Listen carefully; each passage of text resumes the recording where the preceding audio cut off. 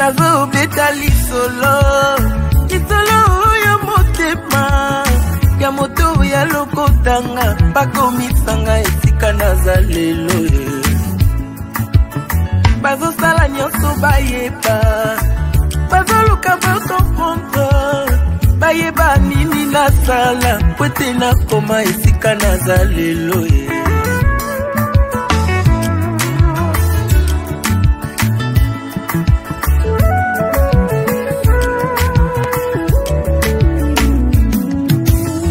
nazo beta lisolo ya motema ya moto ya lokotanga bakomisanga esika nazalelo bazosala nyonso bayeba bazoluka bakomprendre bayeba nini nasala po ete nakoma esika nazalelo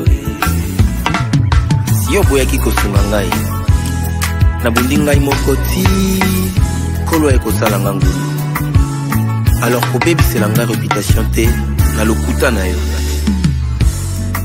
comme une massue, une épée et une flèche aiguë.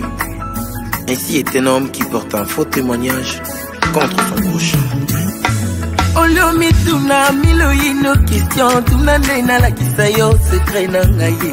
Olio yo ina moninga sans raison yakandena la kisayo secret na ngaye. Olio yo kote langanda kwanga